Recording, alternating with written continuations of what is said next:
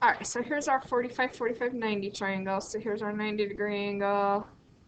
This one's 45, and this one's 45, and this side is 1. So to find the other two sides, usually what you would do to find the hypotenuse using your special right triangle rules would be to divide by the square root. I mean, multiply by the square root of 2, but we're going backwards. We're going from the hypotenuse to the side. So that would be 1 over square root of 2. Does that make sense? We're going backwards. And I think we talked about rationalizing. So if you rationalize that, you would multiply the top and the bottom by the square root of 2 over 2. So that would turn it into a rationalized version of square root of 2 over 2. Sometimes it doesn't matter which one you use. They both are the same equivalent value. In fact, let's see what that is. I'm going to throw it in my calculator. 1 divided by square root of 2. 0.707, so 0.71. So if the hypotenuse is 1 unit long, the sides are like 0.71 units long. Okay? All right.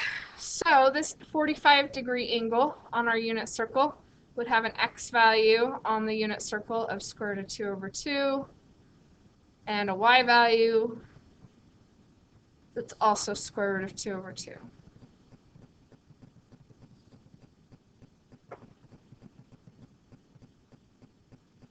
Okay, that's quadrant 1. What about quadrant 2?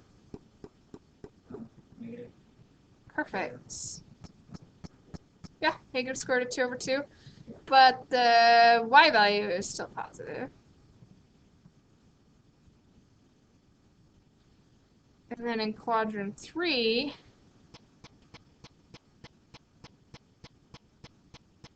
we would have negative because it goes to the left,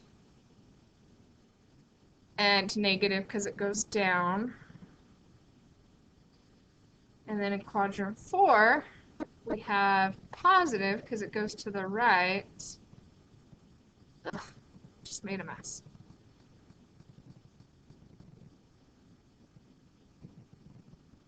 And then negative because it goes down.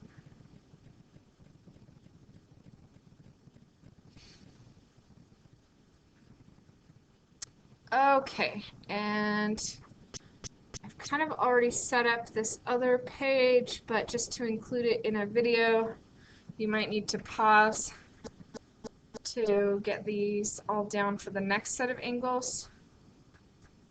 If we go to our next set, which would be our 60-degree angles, it's just taking that 30, 60, 90 triangle from the orange bow tie and flipping it and making this green bow tie instead. Well, I didn't do the whole bow tie, but you understand how this would be duplicated in all the quadrants. Instead of this x value long leg being square root of 3 over 2 and the y value short leg being square root of 3 over 2 like it was on the 30-degree angles, those are switched. So that means our x and y values switch. So in quadrant 1 we have 1 over 2 and square root of 3 over 2. In quadrant 2 we have negative 1/2 and square root of 3 over 2. Quadrant 3 we have negative 1/2 and negative square root of 3 over 2. And in quadrant 4 we have positive 1/2 and negative square root of 3 over 2. Okay, so that's everything on your blue notes. Let's go back to the 1.3 notes.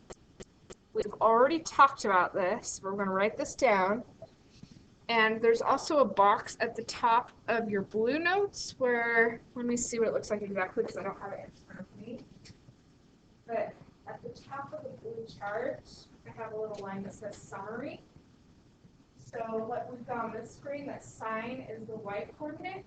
You might want to just in that box at the top write sine equals y, the y coordinate, right?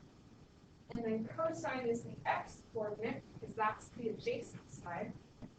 So we just talked about how y is the opposite side from the angle of the center. And x is the adjacent side from the angle of the center. So sine is y and cosine is x, right?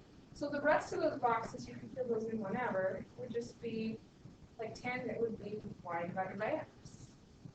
And cosecant would be 1 over y. The reciprocal secant would be 1 over x. And cotangent would be x over y. But we can talk about those more. We'll fill those out later, just here in a second. Okay. So Like I said, you don't get to use notes on tests. You're going to want to memorize these, or at least memorize how to create the chart without your notes on your test paper, so that it's easy to figure these out. Now, the last thing we haven't done that I forgot to finish doing, let's just go back to this page really fast. We did do one of our quadrantal angles, remember? We did one of our quadrantal angles. We said this point was at 1, 0. Let's do the others really fast. So where would this point up here at 90 degrees be?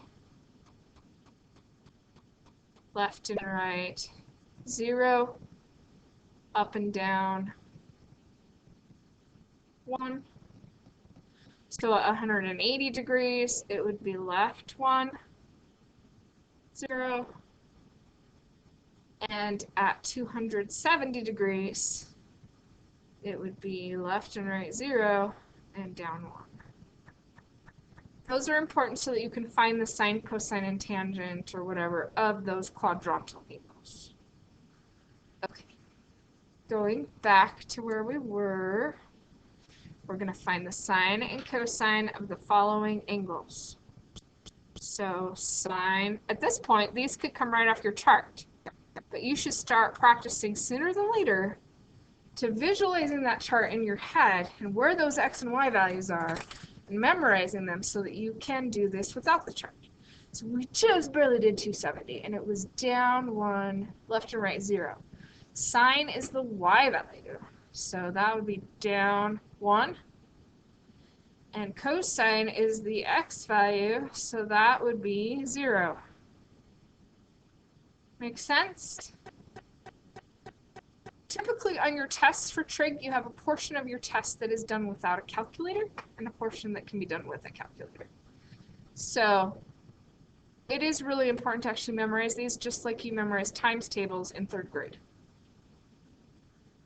Okay, negative pi is the same thing as positive pi, which is just equivalent to 180 degrees. So tell me, what would our sine of pi be?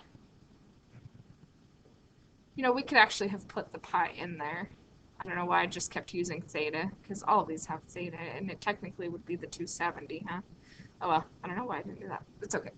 So sine of negative pi, the y value is 0. I heard someone say that. And then the cosine of negative pi, which is the same as positive pi, because it still points to the same angle at 180. That would be -1. So that's the x value. Awesome. Why don't you give these a try just from your chart and finish these up? I'm just going to quietly finish them while you do that so that you can look up and check them at any time.